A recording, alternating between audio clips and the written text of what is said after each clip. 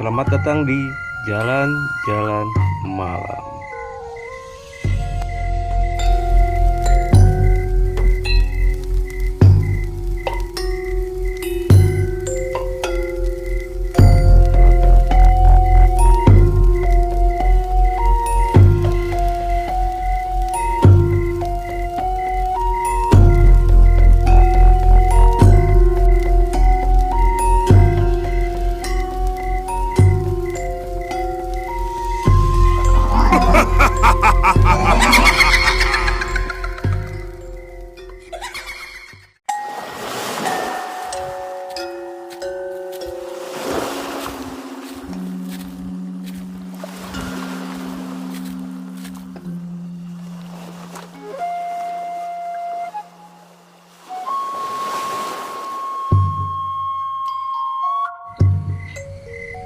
Selamat malam teman-teman semua, balik lagi di Jalan-Jalan Malam bareng saya Mang Epe.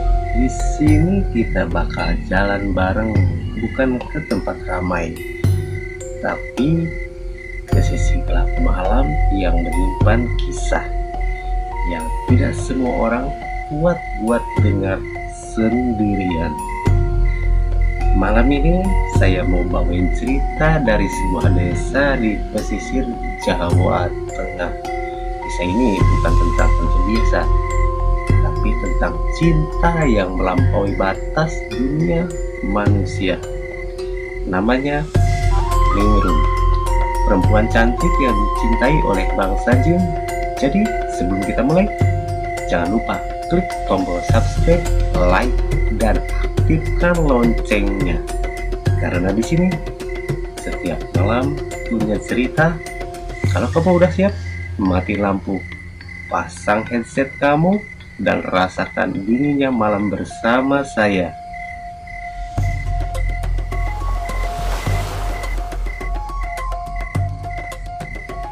Ningrum, gadis yang lahir dari keluarga sederhana. Ia tinggal di rumah kayu di pinggir sawah yang tak jauh dari pantai. Rambutnya panjang hitam, kulitnya sawo matang, matanya tajam tapi lembut. Semua orang di desa itu suka sama Ningrum. Dia sopan, ramah, dan suaranya lembut banget kalau bicara. Tapi sejak umur 19 tahun, Ningrum mulai sering sakit-sakitan. Badannya lemas, kadang demam tinggi tanpa sebab. Dan tiap malam ia merasa seperti ada yang memperhatikan dari jendela.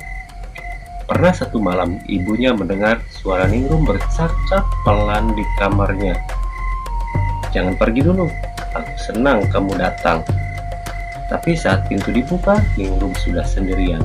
Di cermin depan ranjang tampak bayangan seperti pria tinggi berambut panjang. Hanya sekejap lalu menghilang. Sejak malam itu, gangguan makin sering datang.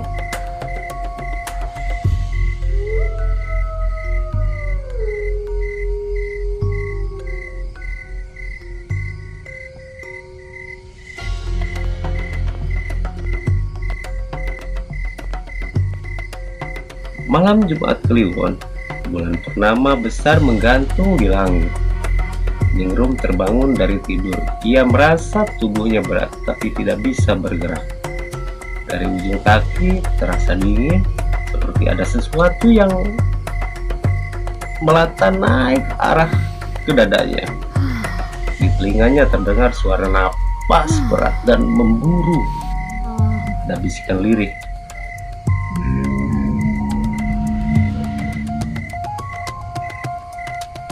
Seketika matanya terbuka lebar, tapi yang dilihat hanya kabut gelap. Pagi harinya Ningrum terlihat pucat dan lelah. Ibunya melihat ada bekas merah di lehernya, seperti tanda kecupan. Hari demi hari berlalu, Ningrum makin jarang bicara. Ia suka melamun di tepi pantai saat sore, memandang ombak sambil tersenyum sendiri. Suatu kali temannya Wati menegur, "Rum, kamu ngomong sama siapa sih? Ningrum cuma jawab belan. Dia selalu datang waktu senjawati. Dia bilang aku istrinya. Malamnya ibunya melihat Ningrum tidur dengan posisi aneh. Dengan tangan terbuka, mulutnya kumat kamit dan bibirnya keluar suara berat seperti dua suara bercampur. Sejak saat itu, keluarga memanggil Mbah Karni, dukun sepuh di desa. Saat di Terawang, Mbah Karni bilang, anakku digandoli jin laut. Jin itu jatuh cinta. Dia datang tiap malam Jumat. Tapi Ningrum justru menangis. Aku sayang sama dia, Mbah. Dia gak jahat. Dan Mbah Karni cuma bisa geleng-geleng kepala. Jin kalau cuma cinta sama manusia, itu bukan cinta, itu belenggu.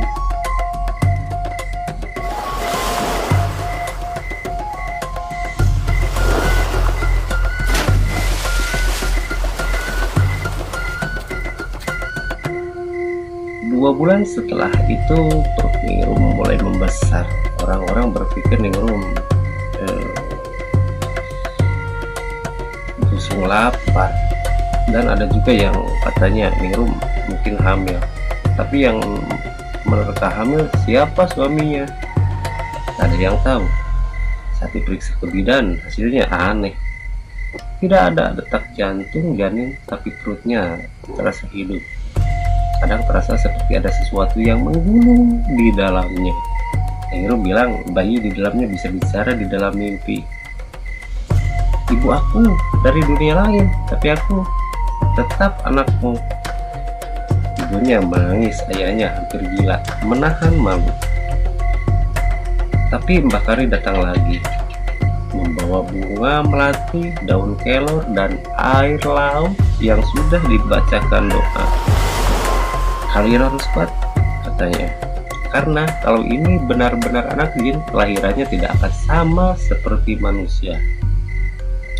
Ningrum duduk di kasur mengelus perutnya sambil tersenyum. Itu anakku. Dia datang. Tapi di tengah malam, tiba-tiba ia menjerit keras.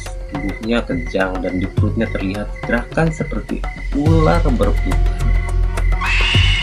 Ibunya ketakutan menjerit memanggil Mbah Karni. Cepat Mbah, Ningrum kesakitan. Saat Mbah Karni datang, darah sudah mengalir ke lantai.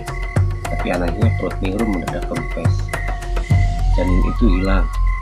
Ningrum menatap cermin di depan ranjang dan berkata pelan. Dia diambil lewat cermin itu. Malam penyisiran dilakukan. Mbah Karni membaca doa, membakar kemenyan, dan memercikan air laut ke tiap sudut rumah. Tapi di tengah-tengah ritual, tiba-tiba lampu padam.